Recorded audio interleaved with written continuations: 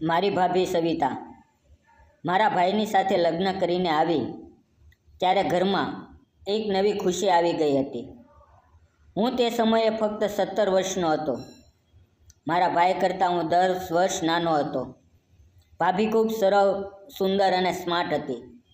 Mummy કહેતી, આવી વહુ તો આપણા સારા ભાગ્યથી મળી છે. શરૂઆતમાં દિવસોમાં હું ભાભીને બહુ ઇગ્નોર કરતો. મને લાગતું કે એ મારા ભાઈ માટે છે, મારી દુનિયામાં એની જરૂર નથી. પણ ધીરે ધીરે જાણ થઈ કે ભાભી માત્ર ભાઈ માટે જ નહીં, આખા ઘરની દુનિયા બદલવા આવી છે. ઘર નાનું હતું, પણ ભાભીનો પ્રેમ એટલો મોટો કે બધા માટે પૂરતો હતો. ભાઈ ઓફિસ જાય ત્યારે ભાભી મમ્મીને દવાઓ આપતી, મારી નાની બહેનને સ્કૂલે મૂકવા જતી અને પાછી લાવતી, અને મને ભણવાની જવાબદારી પણ તેણે લઈ લીધી હતી.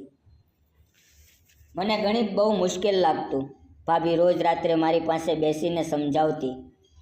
એક રાત્રે તો હું ગુસ્સે થઈ ગયો અને પુસ્તકો ફેંકી દીધા.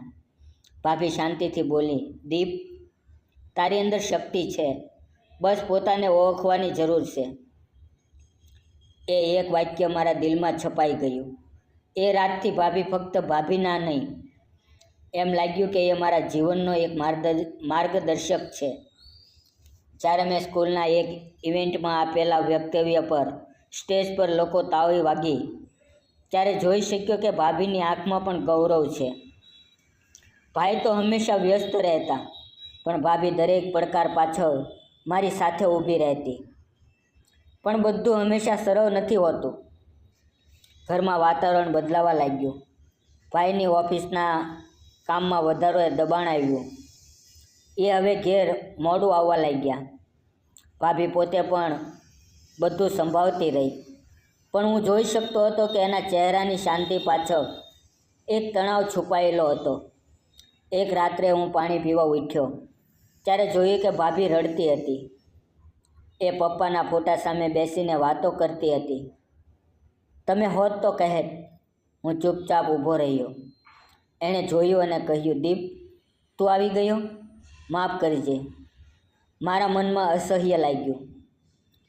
આવું તો ન થવું જોઈએ. પછી મેં ભાઈ સાથે વાત કરવાનો વિચાર કર્યો, પણ ફરી વિચારી લીધું, કદાચ એ બંને વચ્ચેની વાત છે. બીજે દિવસે રવિવાર હતો. ભાઈ ઘેર હતા. ભાભીએ નાસ્તો બનાવ્યો અને હું પણ મદદ કરવા ગયો. ત્યાંથી બધું ફરી સુધરવા લાગ્યું હોય એવું લાગ્યું.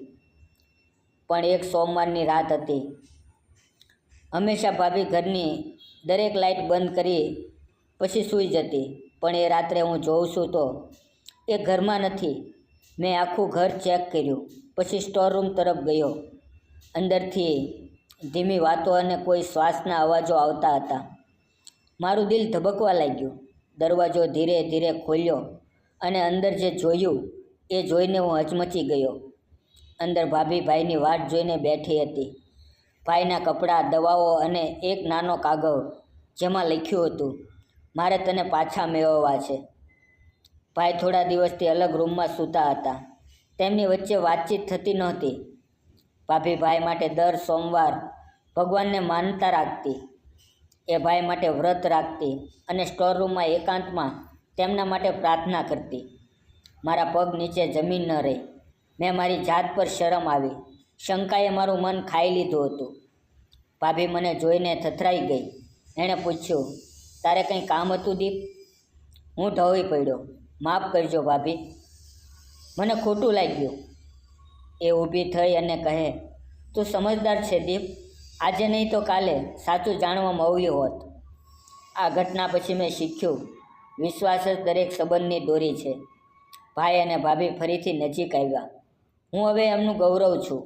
આજે હું નોકરીમાં છું, પણ ભાભી માટે હંમેશા એ દીપ છું જે એકવાર અંધારામાં ભટકી ગયો હતો. મિત્રો, આવા લોકો ઓછા જ મળે છે જેમના દિલમાં નિસ્વાર્થ પ્રેમ હોય.